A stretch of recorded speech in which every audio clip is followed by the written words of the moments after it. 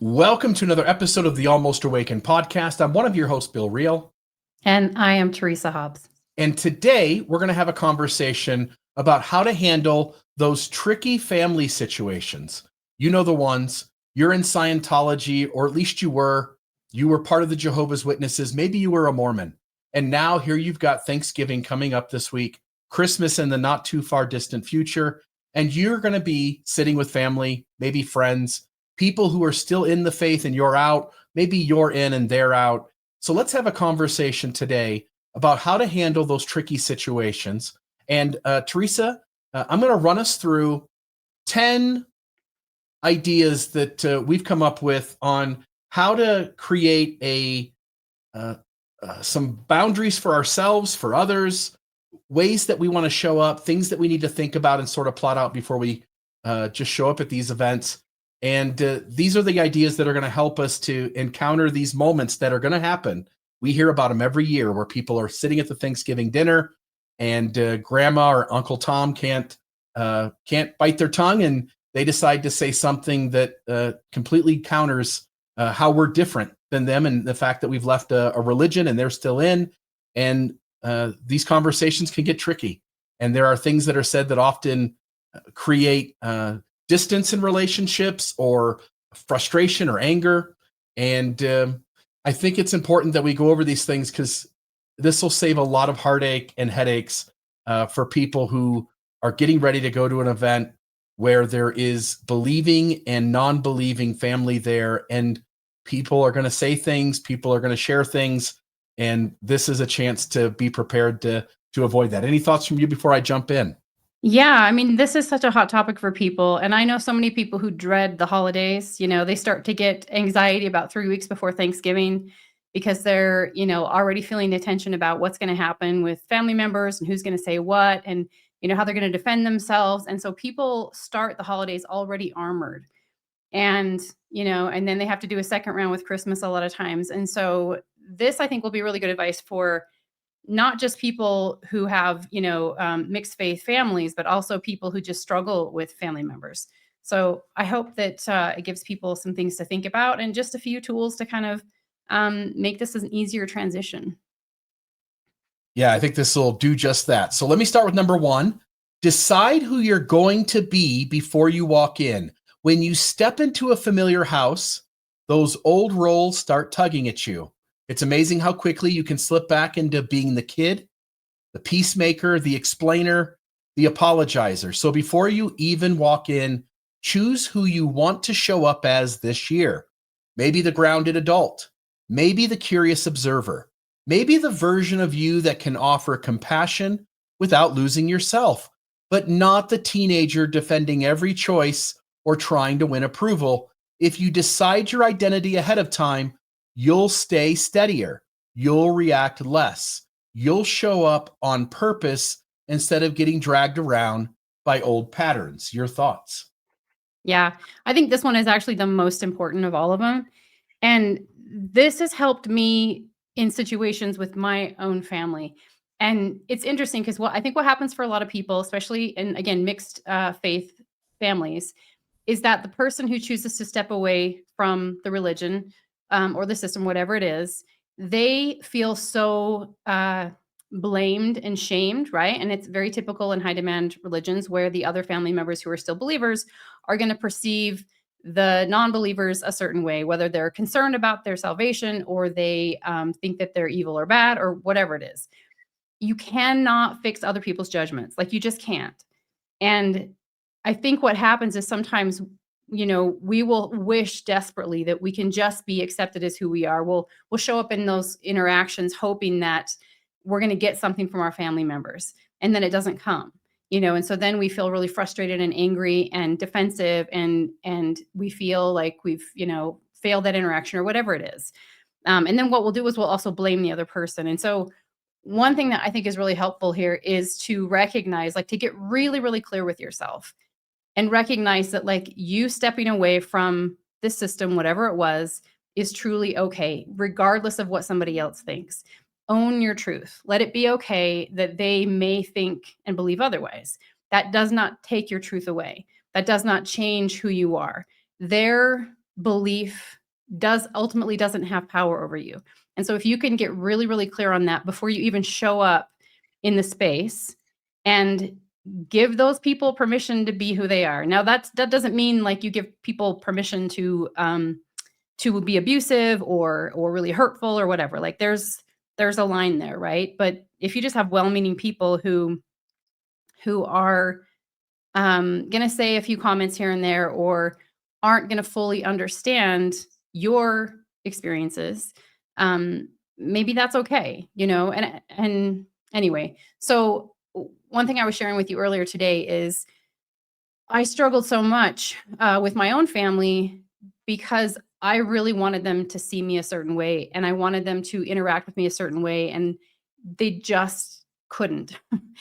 And I felt horrible every time I'd go to the family interactions, any family event. I would leave feeling unseen, frustrated, all this kind of stuff. And then there was a moment where I just realized, like, what if how they show up isn't necessarily wrong? It's not aligning with me. It's not how I wish it would be. But I stopped the judgment from my side, and I stopped expecting them to be different than they were. And I went into those interactions and I just observed. Like one of the things in here is it says, can you just be the curious observer? And so that's what I did. I just sat there and I was a curious observer, and I let people be who they were,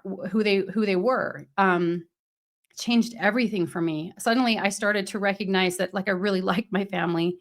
I could accept them as they were, and I really didn't need them to give me or validate me in the ways that I was desperately wanting. I started giving that to myself instead. And it made those interactions so much better and somehow like took the pressure off. And I feel like there was a shift even in my family with how they treated me. Like there was just it was lighter, it was easier. And I started to appreciate them in a different way. Yeah, Yeah. the thought that came to mind for me is this idea that if you don't think about this beforehand, you and everyone else in that house will fall into the roles that they've always filled. Yeah. So when you show up as the kid, the parent, the cousin, the aunt, the uncle, the nephew, the niece, you're going to immediately be treated as if you're 15 years old again in that family system. And the only way that pattern breaks, because if they show up the way they're going to, they don't have this preparation. They're not putting a lot of time and thought probably into how they handle these situations and be more compassionate towards those who have left the religion, for instance. Because they're not thinking about it, they're going to have very natural reactions that play on the way these family structures are embedded. These are the ways that you guys have done things all of your lives.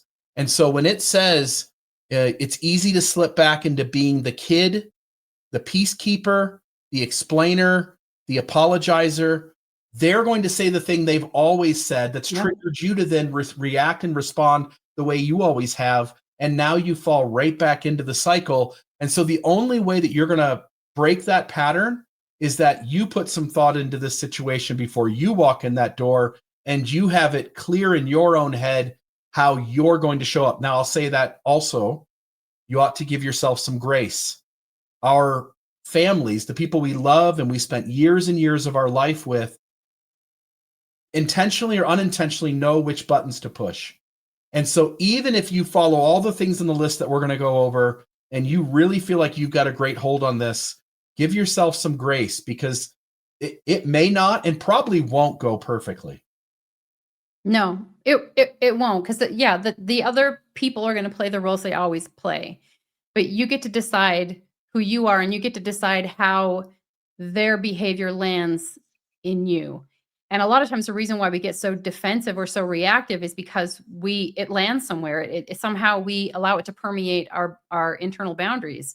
And that's because on some level we either feel like we're doing something wrong or we're desperately wanting something from that person that they maybe can't give. And so there's something to just accepting that, like, okay, this is who they are. It is what it is.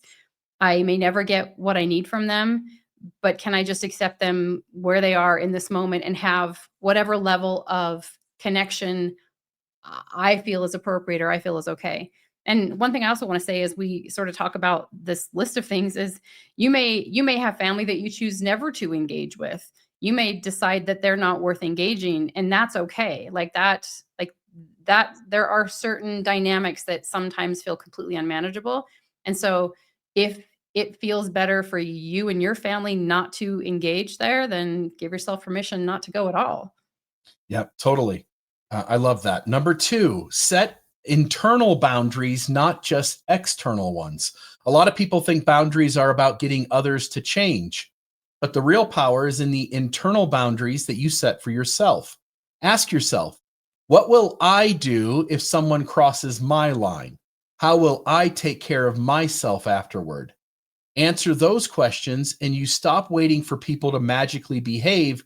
You give yourself a plan, and that puts the control back in your hands. Your Yeah. thoughts? Such a big one, and I was really confused about boundaries for a long time because a lot of people think like a boundary is like a punishment for somebody else's behavior, and it's almost like, what parents do with their kids, like, "If you did that one more time, I'm gonna take your toys away," or whatever it is. But that's not really a boundary. That's a threat, really. So boundaries are about your behavior, what you're gonna do in response to somebody else's behavior, because you can't control other people's behavior. So boundaries are really never about trying to control somebody else's behavior. They're about how you're going to respond to somebody else's behavior. And they help you to feel a sense of safety. So if you think ahead of a time, like if such and such happens, like these are my boundaries. If people show up and behave in this way, this will be my response. Sometimes internal boundaries can also be about just recognizing that somebody else's behavior isn't about you, right? So my internal boundary is that, like, I don't let that permeate me, because I know who I am, and that person's criticism or their judgment has nothing to do with me. And so I don't let it land in my system. So being able to get really clear about that ahead of time, and planning for really inappropriate behavior from people, and deciding how you're going to manage that. If somebody does say something that's inappropriate, being able to sort of disengage or walk away or call them out on it in a way that doesn't escalate. There are lots of different phrases that you can sort of prepare ahead of time to be able to respond to people. Yeah, and the only thing I'll add to this one is, and you sort of hit on this, it's easy to set, it's not easy. It's difficult to set boundaries. Boundaries are a tough thing. But Yeah. once you understand boundaries, I think it's much easier to set an external boundary with somebody. Uncle Joe is always passive aggressive, so these are my lines, and I've informed Uncle Joe that if he wants to have a relationship with me, these are the lines he's not allowed to cross. And if he does, in order for me to take care of myself, I'm going to do this. It's another thing to set an internal boundary where someone says something they shouldn't have, somebody does something they shouldn't have, and now you're triggered. You're not in that grounded space in your head. You are in lizard brain, and it is so easy for you now to react to the thing they shouldn't have done.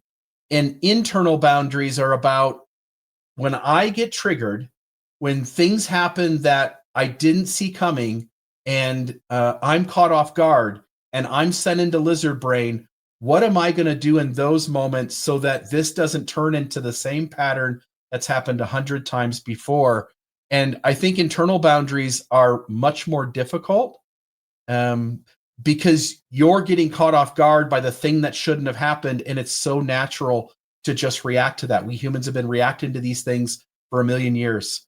And so here's a moment where you really do need to put some prep into this beforehand and have a conversation with yourself about what your internal boundaries are going to be, because as you pointed out, you can't control the other person. No. And I've had some family members in my life who they just couldn't help themselves. They had to tell you the critical comment all the time. It was always like passive aggressive sort of add-on, and it would just sting. And and there was a time that I had to sort of disconnect and put some distance between some family members. And now I feel like I've gotten clear enough with who I am and who they are and why they do what they do, right? I realize, like, that's just their thing. They don't really see themselves. They don't have enough self-awareness, whatever it is. But I think it would, like, they could say whatever they wanted to say today, and I don't think it would land the same way, because I know who I am, and I know that their criticisms are just their own stuff. So that's helpful to me, but sometimes you have to really sit with it. You have to sort of like move through the inner wound that you have there, because the reason why it hurts so much is because when people say things is because there's still a wound there, or there's some part of you that doesn't feel okay with it. Yeah, there's this phrase called offending from the victim position. I did this recently with a family member when I had family come to visit me a couple of months ago. And it is so easy to know that someone in your life that you love and care about and you wish that they showed up a certain way, you wish they showed up in a healthy, responsible way, and they don't. They just don't. They don't do it. And you're expecting them to do that. And the moment they show up not giving you what they should be able to give, but they just aren't able. And so they show up unhealthy. They show up in ways that are just deeply disconnecting for you. It's easy to, as the victim, to start berating that person in some way or assaulting them in some way. And I use that term loosely, but assaulting them in some way that is offending them from the victim position. Like, you're a victim, so you get to go over the top and make them pay for this thing that they did. And I just will note, one of the internal boundaries I highly suggest is that when you are met with behaviors or words that shouldn't have been said and shouldn't have been done, that you not escalate things to the point where you're making an example of them and making them pay an even larger price because you've been hurt and now you feel like it's your right to now hurt them back in some serious sense. Anyway, I would be very careful of offending from the victim position. As one who's done that before, I had to read up on what that meant and what that looks like, and then to have an aha moment and go like, oh, I'm the jerk doing that.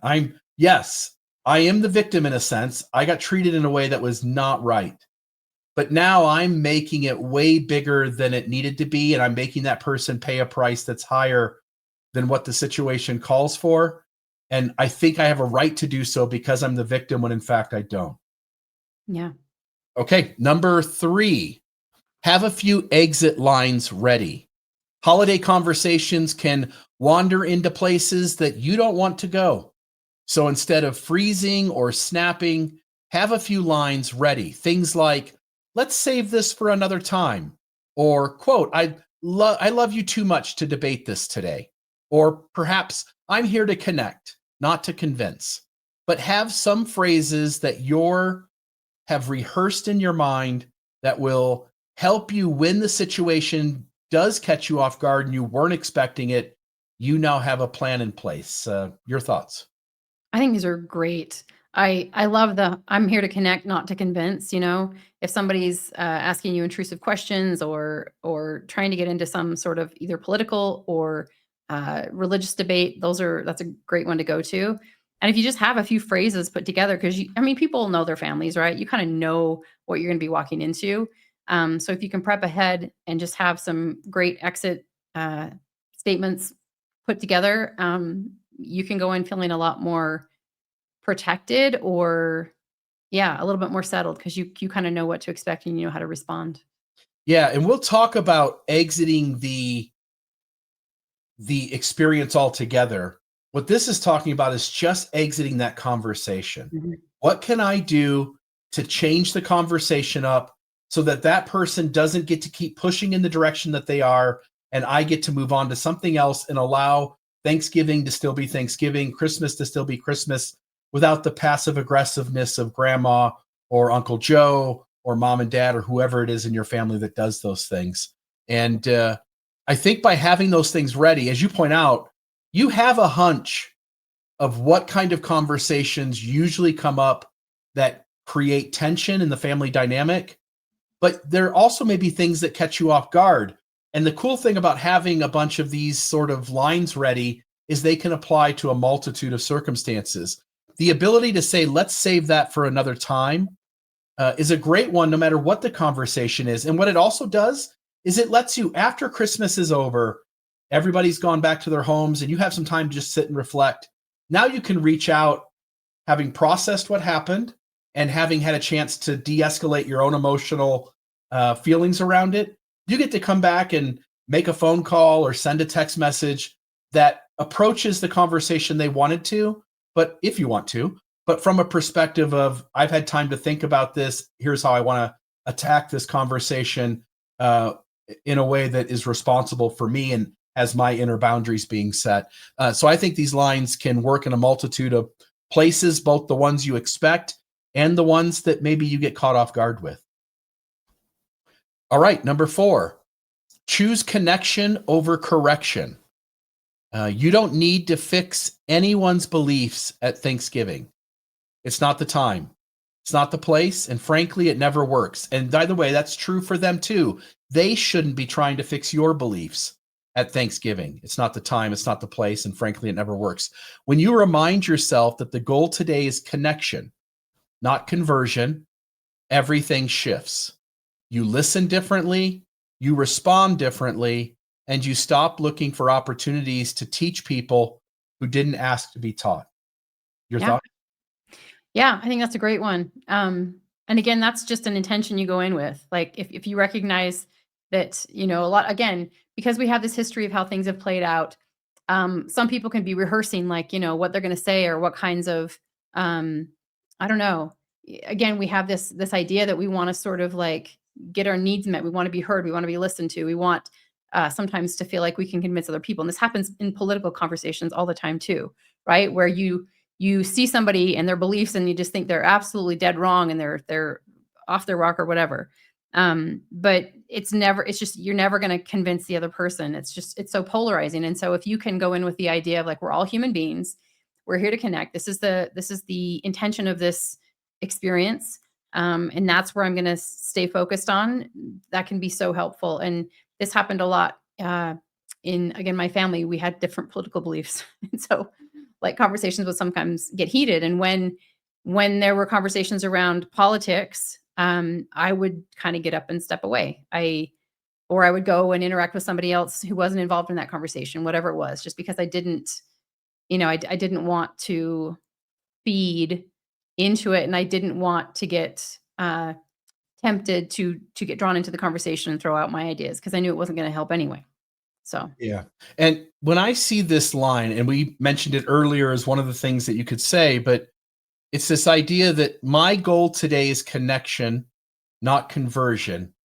And that's a great one if we're the ones who are leading the conversation and our brain tells us to ask some question that sort of pokes at them. And we can just quickly go like, hey, my goal today is just to enjoy my family or my friends or whatever it is here at Thanksgiving or at Christmas. And my goal today is not to convert anybody to my side of ideas. Let's just enjoy each other's company. What you can't plan on is that the other person doesn't have that filter. Mm-hmm. And so they show up saying something that is meant to make you feel shame or guilt about not being in the church, meant to make the conversation focus on those who that continue to go to that religious faith or service or community. And I'm stammering here because what I want to say is that I think those are really great moments for you to rehearse lines in your head so that when that moment happens where Uncle Joe shows up and he reminds you that he's been reading the Ensign lately and it had an article about those who leave and it said something about those who leave and he wants to ask you about why you left. It's a great moment for you to have practiced something to say that kindly, softly, compassionately, and we should always start there, I think. I think there are moments that perhaps a more direct, more stark answer may be needed, but I think almost always we can start from a place of kindness and compassion. And I think there's a way to give the other person the message like, hey, I'm really here today for the connection to you and to the other people in this room that I love. And I'm looking to avoid conversations where I'm trying to convert you. And I want to stay out of conversations where I feel like someone else is trying to convert me. And I'm just hoping that the rest of the day today, we can just really enjoy each other as family and connect, because there's been some time that's gone by since we've seen each other. And I'd really love this opportunity to just appreciate you and to enjoy this time with everybody else in this room. And I think something like that will hit home so that the person backs away from what their agenda was at that moment, but without getting so offended that they actually double down or come in harder. Yeah. Excellent. All right, number 5. You don't have to attend every argument you're invited to. Now, this is hard for me. If I went across the street, people will laugh at this. I went across the street a couple nights ago, and my next door neighbor has bonfires multiple times a week. And it's all the people in the neighborhood. Our houses are all really close to each other. There's lots of people in this area, in this development, and it never fails. He starts a fire, and 5 or 6, 7 people show up. Half the neighborhood is Mormon. And so I walk over. He asked me to come over. I walk over. We're standing in a circle, a bunch of guys. We're talking. I get there, and the first guy's having a conversation about how they found Noah's Ark, and Noah's Ark is real, and the flood is real. And I just looked over with a smirk on my face, and I said, "Oh yeah." I said, "How did they get all the pocket animals back to Australia? How did all the marsupials?" And he said something. He came up with some quick answer that wasn't logical or convincing, but it was the way he deals with a question like that. And so then I followed it up. I felt like, "Oh, you said that? Fine. I'm going to say the next thing." And I said, "Oh yeah, how did the penguins get off the boat and just waddle their way all the way back to Antarctica?" And everybody else there was chuckling, but the guy ended up within 3 minutes just leaving. He was like, "I got to go. I'm going home." If that's Thanksgiving, I just pissed off somebody in my family. And so I'll just note, some of us have a harder time with this. I'll raise my hand. But just because you're at an event with people who you both love and disagree with, that if they say something that is baiting you or hooking you into conflict, you don't have to do that. Your thoughts? Yeah, agreed. And yeah, I mean, there are plenty of spaces where you can go and debate that stuff, and you can have those conversations. This is one thing I'll say is like, if somebody invites you into one of those conversations, remember that you aren't the only 2 people at that gathering, right? And the majority of people there really want to come for connection. And so if you get into a heated debate about stuff, you are creating a discord for everybody else. So remember that, remember why you're there, and recognize that you can back away. And I know that is really hard for you. Yeah. I'm always afraid of, like, if the missionaries come by, which they do a lot, by the way. The Mormon missionaries knock on our door a lot, and the neighbor across the street also has had the missionaries there. And every time I see him, I'm like, "Oh God, I hope Bill doesn't see him." Like, because I always feel like this sense of protection for them, because they're so young, and I think you would blow them out of the water. You have so much knowledge, and so I sometimes get concerned about that. Yeah, I have a propensity to get into conflict conversations, debates. I don't want to call them arguments because nobody's fighting. But if somebody wants to put their beliefs on me, I do want to push back with questions that sort of walk them into the absurdity of it. But as you point out, that's not what this is. This is Thanksgiving. This is Christmas. If you want to go debate things online in an online debate forum, go do it. But if you're at Thanksgiving, and you made this point, if you're at Thanksgiving and you and Uncle Joe are having a conversation and he's baiting you into an argument, and he wants to debate the church, he likes standing up for the gospel, and he doesn't get how you could have left, and he wants to try to deal with that. As you point out, you're not the only 2 there. There's a whole bunch of family here at Thanksgiving or Christmas dinner.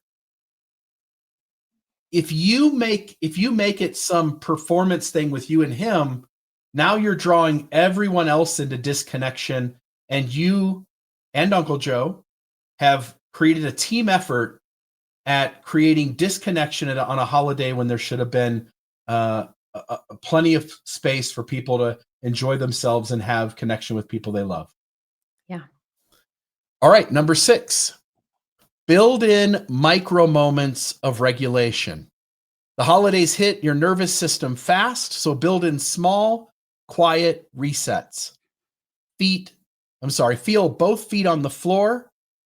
Take one long exhale. Put a hand on the back of your neck, or step outside for 2 minutes just to breathe. I think those are all great ones. These tiny moments help you stay grounded so you're not reacting from pure fight or flight. Yeah, these are huge. And these are really easy to do, honestly. Like if you, again, remind yourself ahead of time that you're going to slow yourself down a couple times throughout the process and just come home to yourself. And one thing that's also helpful is if you can literally go into the experience as if you're just watching it for the first time. Like I'm going to be curious. I'm just going to observe. I'm just going to see how people are. And as I'm observing, I'm going to do it through this lens of mindfulness where I'm not judging anything, right? I'm observing, I'm taking in information, I'm writing data down. I'm getting an understanding of who these people are, but I'm going to erase everything I think I know about them and everything all the judgments I have about the whole scenario and just sit back and watch people. Because really, every single person is really doing their best to be a human. Like we're all trying so hard. And so when you can watch from that perspective, sometimes you pick up on things you never would have seen before. You understand people's insecurities. You see the different ways that they're armoring themselves because they feel vulnerable or they feel uncertain in this world. And you just see them differently. And so I think that's also a very regular thing. So anyway, being the observer, sitting there, kind of watching people. I've shared this many times. Just an easy thing is just orienting to the space in the room. Getting up and walking outside is really great too. Just taking a step outside and taking a few breaths and recentering yourself, reminding yourself of your intention, and then re-engaging when you're ready. Yeah, and that will make a world of difference. And so, like the lines that you rehearse that we talked about earlier, I think it's also helpful to rehearse this to say, okay, you know, there, there happens to be from time to time these moments with my family where Aunt Jenny wants to bring church up and sort of try to influence my kids or whatever it is. And we'll talk a little bit about that here in a moment too. But it's important, I think, to rehearse some of this beforehand. Hey, when these moments come up, I'm going to find a way to disengage from that thing and take a moment to myself or get my kids to go see grandpa's backyard or whatever it is, to step away for a moment so that, as you point out, you can take a deep breath, you can do some grounding exercise and get yourself at least somewhat out of lizard brain back into your frontal cortex, so that when you walk back into that house, you're dealing with whatever the situation that comes next from a much more grounded perspective, rather than being elevated, activated, and having our mind racing about what all these patterns of behavior mean, and uh, what we sometimes think in our heads about what we'd like to do in these situations. It's better to take a moment, pause, and really check in with yourself and make sure that when you walk back in, you handle the situation in a way that you will later on feel was a responsible way to do it. Yeah. All right. The next one is know what you actually want from the day. Before you show up, ask yourself why you're going. What's the goal? Is it to enjoy yourself? Is it to survive? Is it to make a memory with the kids? Is it to support your partner? To avoid walking out completely drained? Maybe that's what you want. When you understand your why, the how becomes much easier and you stop letting emotion run the whole show. Yeah.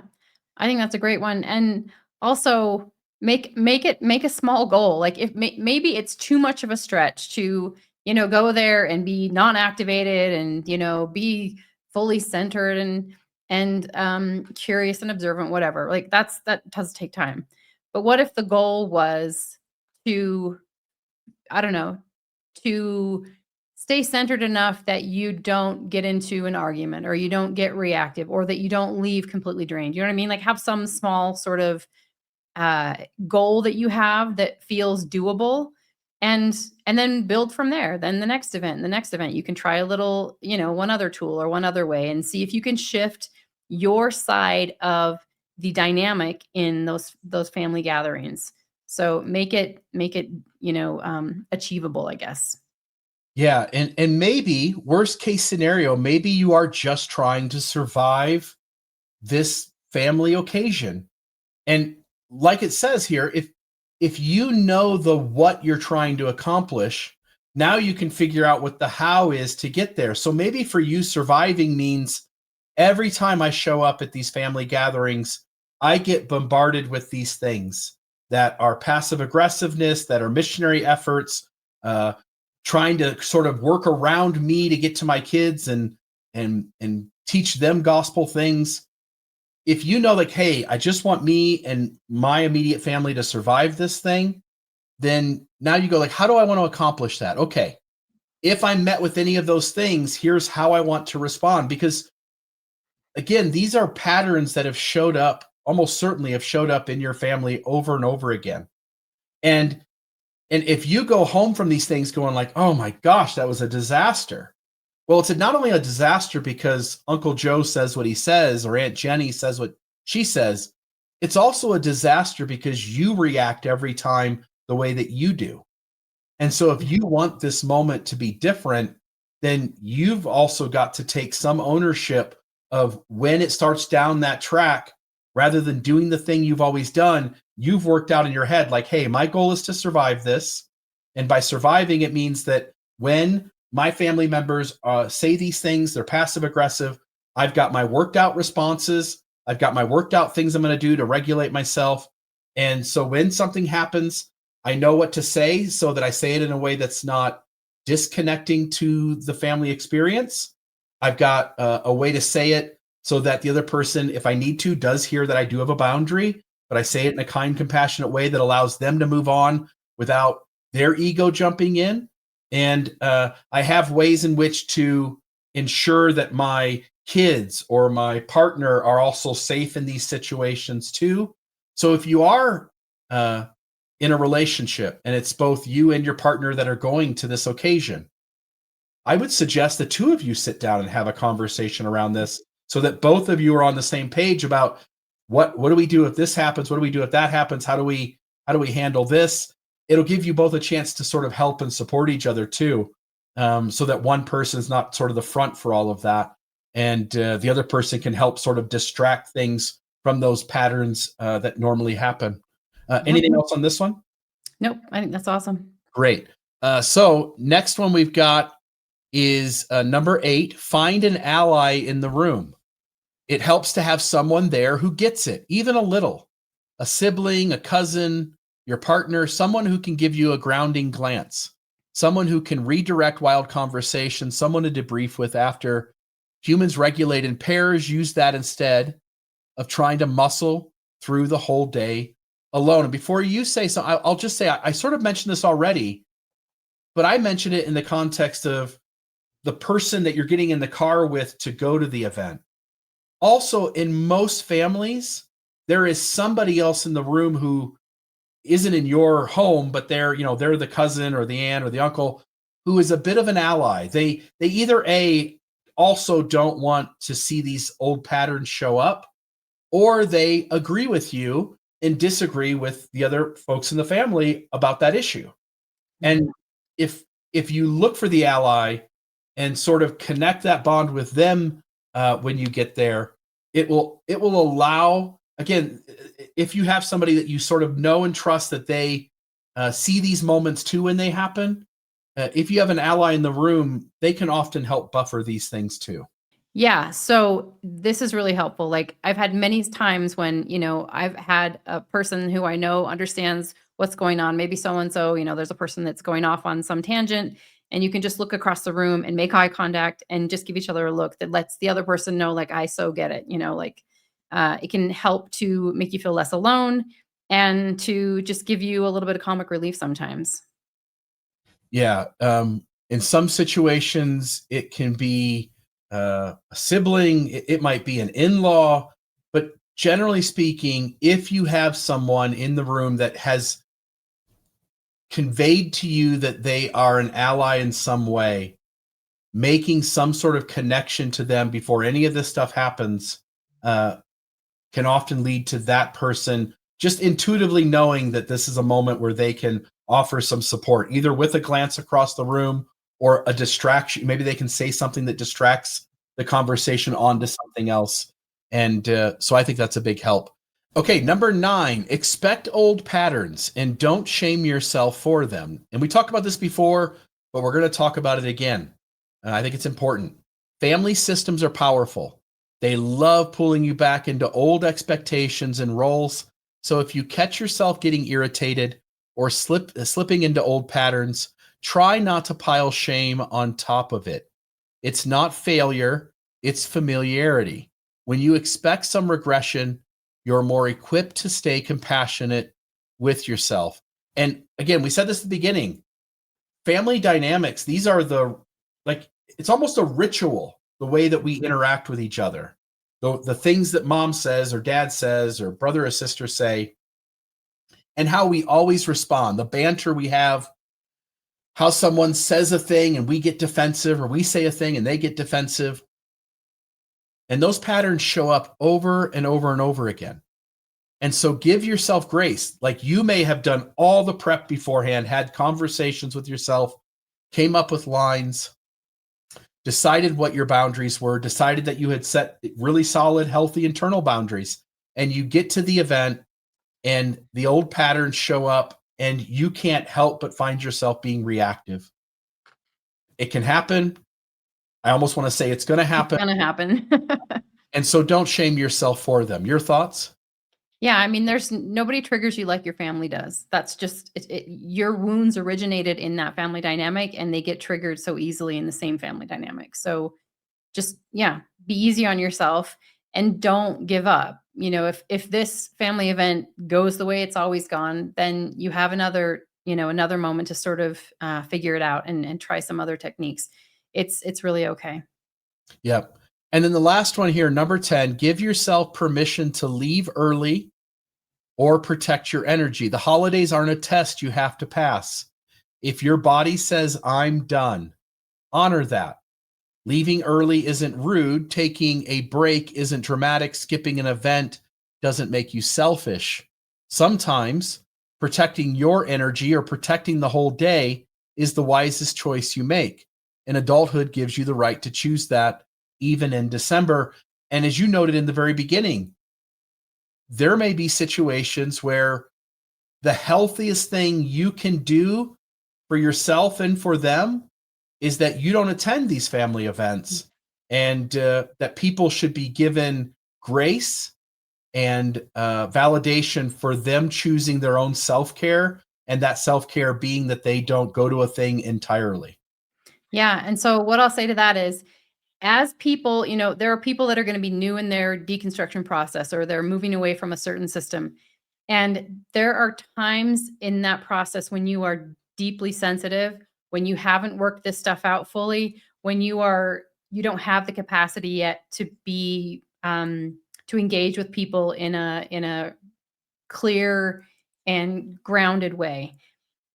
What I'll say is, get really honest with yourself and feel into what your actual capacity is, and don't push beyond it. There may be a period of time where you just can't engage with your family, and that's okay. So you take that time and you get really clear on yourself, and you figure all this stuff out, and then you can approach your family again later. Maybe never. Some people may have families that they never choose to re-engage with, and that's okay too. But if you ever get to the point where you feel settled enough in your decisions and who you are that you can re-engage, then you can do that. But until then, give yourself the space to not do it. It doesn't mean you're wrong. It doesn't mean you're bad. And what's hard too is some people have scenarios where their partner may want to engage with a family gathering, but they're not ready.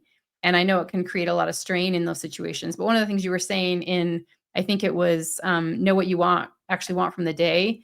And you were talking about, when people, like, sometimes the goal is just to survive. And I would say, if you are in survival mode, if you feel like the goal is just to survive a family engagement, then that's an indication that that is way over your capacity. And so maybe, again, if that's what's been happening for you, you give yourself some space. Yeah. So maybe you leave early, maybe you don't go at all, but you don't have to endure it far beyond when you've had enough, when it's reached your tipping point.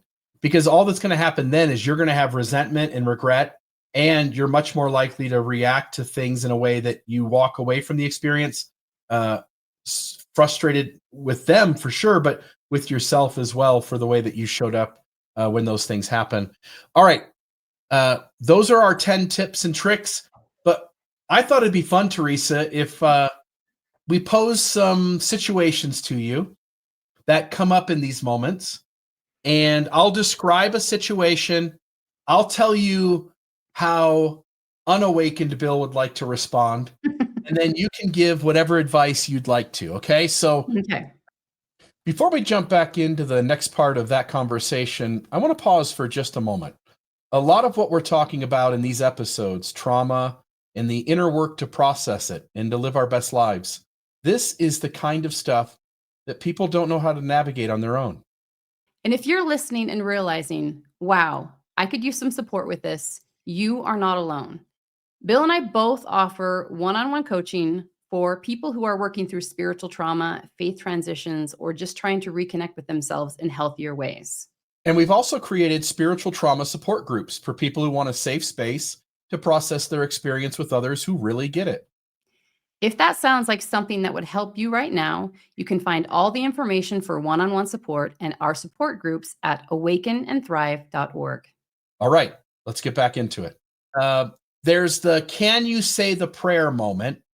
Now, this is when a believing parent or host asks you, knowing that you've left the religion or knowing that your kids have left. I've seen grandparents ask children of families who have completely stepped away, grandchildren, and I thought that was such a strange thing. But it's when a family member knows you've left the system and they want to bait you back in. They want to put a spiritual experience on you so that maybe you'll second guess your leaving and come back to the faith. So it's this pressure to perform old roles. And so they ask if you to say the prayer. And what my immediate thought is I want to fold my arms, close my eyes, bow my head. And then I want to say something like, Dear Heavenly Father, please bless Grandpa that he can recognize that some people don't believe in Mormonism and they just don't want to give prayers like this over the meal. And I want to do something like that. What do you think? Should I do something like that?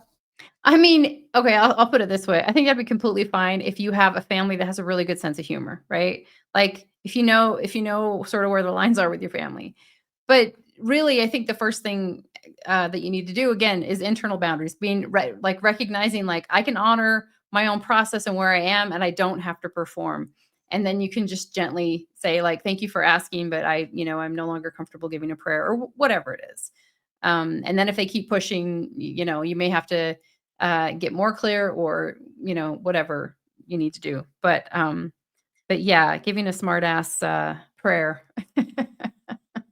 Unless you have a family that really has a great sense of humor that would think it was funny. Maybe not. Okay, how about the missionary moment gift, right? Like everybody got a Christmas gift that was meaningful to them, and you got a 12-month subscription to the church magazine. In that instance, what unawakened Bill would want to do is to notify that person in a snarky way, like, hey, you just gave yourself a gift. You chose to give me something that had to do with your motivation for what you wanted from this situation. That's not a gift at all. So what I ended up with something I'm going to throw in the trash, and I didn't end up getting a gift from you for Christmas in the least. Yeah. How do you think about the way I handled that? That's you taking offense, right? And making that's you basically making a judgment about their intention and getting offended. So, I mean, that's okay. Again, I'm not going to judge anybody's reaction. I think that's funny. I mean, if you can just see the intention behind it and not allow it to be offensive, you know what I mean? Like, it's like whatever they gave you was because for some reason I don't know, I'm coming from the Mormon perspective. In a Mormon perspective, it could be that either somebody so desperately worries about your salvation that they want to get you back on the straight and narrow path, or you know what I mean? They feel like this is the thing that's going to sort of like nudge you back into recognizing how amazing the church is, whatever it is. It's coming from this place of deep care and concern. So if you can lean into that and just recognize like, okay, that's the intention behind this. I can, throw it in the garbage when I get home, whatever. That seems a more compassionate response. How about when Uncle Joe says, so why don't you believe anymore? The interrogation at the Thanksgiving table or the interrogation around the Christmas tree as people are opening presents, a sibling or uncle uses the holiday dinner as a chance to grill you, the ex, whatever you are, about your faith transition. The unawakened Bill would want to tell them right there in front of everybody. I'll tell you, Uncle Joe, everybody listen up. Uncle Joe, I think the history of your church is bullshit. I think that the leaders of your church lie, and I think the harm that they do by trying to control people through shame and manipulation are a horrific way to try to control the masses. And for those three reasons, I simply don't believe in your faith anymore. Yeah. Yeah, and that's a hard one to sort of walk away from, because I know there's a lot, again, a lot of people who've left the church because of all those reasons. I mean, you feel anger, you feel a lot of things towards the church, and that can bleed into the people who still believe in it and support a system like that, right? So I get the drive, I get the. But again, this comes back to, if you're sitting at the table with a bunch of your family members, like it's not just about you and Uncle Joe. It's about everybody else who's there. And, and so you have to have some respect for their experience. And so in that case, you could just say, this isn't the kind of conversation I want to have at the dinner table. I want to keep this focused on Thanksgiving. What else do you want to know about my life? Something like that. Yeah, this might be the perfect moment for, I'm here for connection and not for conversion. And so maybe some other time when it's just you and me, we can go to lunch and we can have that conversation. But tonight or for Thanksgiving or Christmas, I really would like to focus on just enjoying the people that I love, because it's been a long time since I've gotten to see all of you. Yeah. All right. So just on a scale of 1 to 10, how hard would it be for you to say the second thing versus the first thing? I think your advice is really good, and it's the advice that all of us should take. I don't know if I'm taking it. I there's a little bit of a combatant in me, that if you instigate, if you push your stuff on me, I'm pushing my shit right back on you. Yeah. Yeah. All right. But I'm just saying. But again, you reap what you sow. And if I show up that way and then nobody really enjoys my company and nobody really wants to connect with me, I shouldn't have to wonder why. So Yeah. There's that. All right. The kids in the crossfire scenario. I've seen this happen. Believing grandparents tell your kids religious narratives behind your back. They bear testimony to your children in front of you, or they push for a blessing or a primary song performance. The unawakened me wants to just draw a stark line. Like, these are my kids. You had no right to do that. Stop making our family interactions about you trying to push your religious faith back on us. And from here on out, I have a boundary.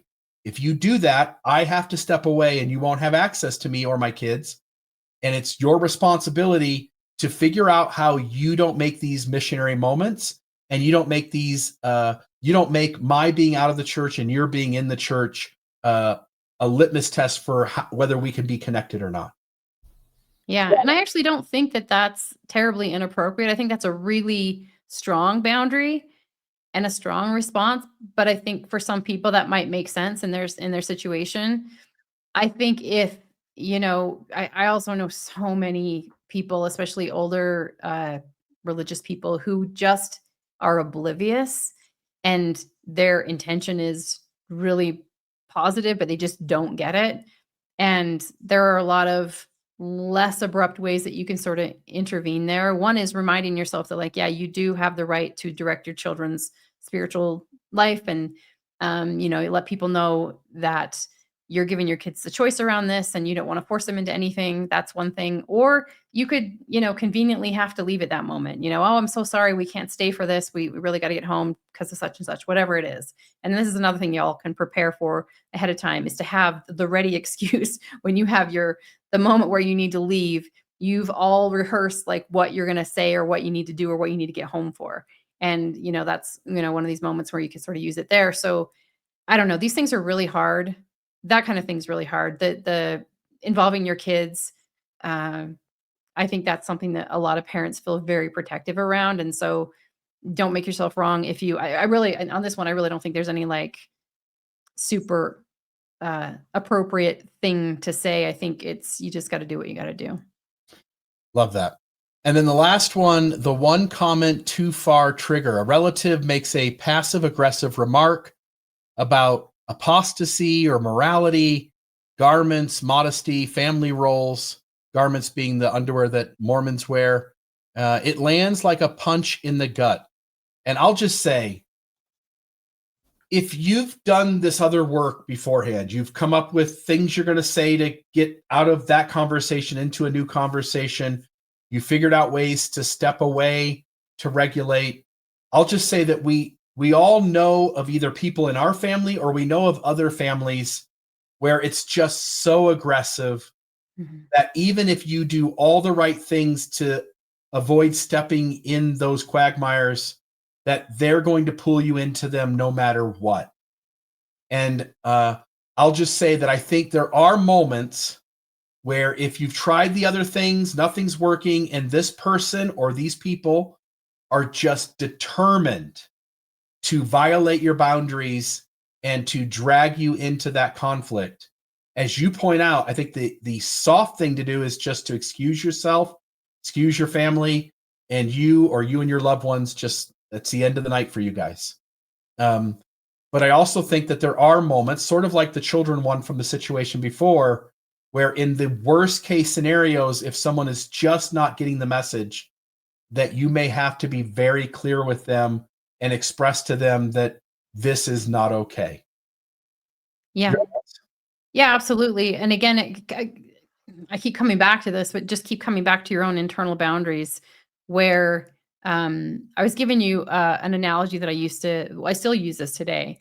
Again, because I've had some very, very critical family members in my life, and they would say things that would be so painful to me. And one day I just realized, like, I would walk away from the conversations with people or engagements with people, and I would feel like I was just so weighed down by all of their judgments and all of the shitty comments or the, passive aggressive things they would say.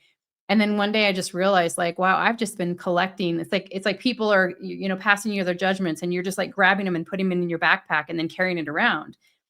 And it was like, well, wait a minute. What if I don't have to actually carry that anymore? And I had a visualization that I would use where I would look at myself just picking up the backpack and putting it down and walking away from it and recognizing that, like, their shitty comments and their passive aggressive judgments were theirs, and I wasn't going to carry them anymore. I wasn't going to continue to take them with me. And every time I felt it come up again, I would pick the backpack off in my mind and set it back down. And that was my way of creating an internal boundary with those judgments. But when you do have someone who just keeps coming at you and is being incredibly aggressive, that's your moment to walk away. Like, that's where, again, you don't have to engage in any kind of mean behavior, but you can have a really firm boundary where you say, that's not appropriate. I'm no longer going to engage in this conversation. It's time that we need to go. Thanks for, inviting us, whatever it is. And then you just leave, and you can walk away feeling intact and recognize that you didn't escalate things. And then whatever wounds you may be feeling afterwards, you can go attend to those, let yourself feel, process, vent with somebody else, but knowing that you didn't leave something toxic behind and you didn't engage with that person and sort of blow it up. Yeah, I think that's great advice. And I'll just say that when those kinds of situations happen, where you've got that family member who just doesn't let it go, and no matter what messages are given, I think there comes a point where you just have to arrive at the conclusion that there really isn't anything you could say that would have that person, that particular kind of person, go like, "Oh, I see what I did there. Oh my goodness, I can't believe I did that." No. Those folks are almost always going to be uber defensive. They have justifications in their mind for why their behavior is allowed and why it's you that's the problem. I've encountered this before. I've had the unhealthiest of treatments to me by those who remained in the faith towards me who left. And it didn't matter how I tried to articulate or express to them my boundaries and why they hurt me. They had no ability, zero, to be able to see what it was they were doing to me and to make any sort of amends for it. So, as you point out, it probably doesn't get you anywhere to engage the conflict. The best thing you can do is to step away. And as you point out too, that's not easy. When you get home, you may spend a day or two crying, maybe longer. You may need time to sit and process feelings that are just tons of anger. There are really normal responses to the situation, and having to be the adult in the room and walk away from it means you're the one who has to deal with your feelings when the other person has tons of mechanisms that put walls around their feelings and protect them from ever being accountable or dealing with them. So that's the work of being an adult, is leaving that kind of experience and spending time processing what you should have never had to have felt in the first place. Yeah. And I think there's something to be said of the fact that being able to objectively look at your relationships and recognize that you may not be able to get the things you want from these people. Like it's just not going to be possible. And when you arrive at that acceptance, behind it is a lot of grief and a lot of disappointment.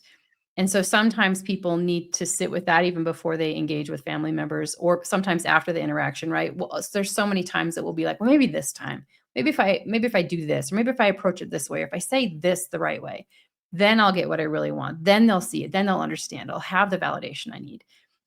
There are just certain people that you're never, ever going to get that with. And so there comes a time when, yeah, you have to sort of face that and then grieve the loss of what you hoped could be or what should have been.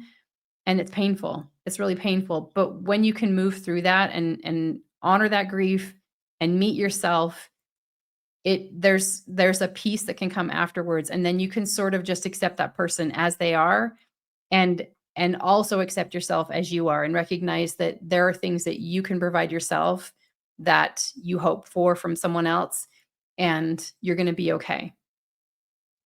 Yeah, I picture a lot of listeners to this. They're going to get to Thanksgiving later this week. They're going to get to Christmas here in another month, and they're going to be around family. Some people are in the church, some are out of their faith.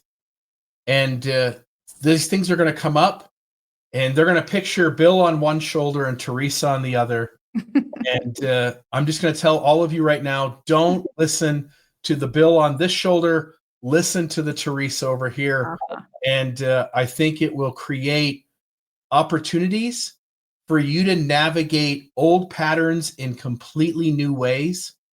And when those happen, something magical happens. And it may not be perfect. Things may not always go right. But you get the opportunity, and so does the other person, to have an entirely new experience.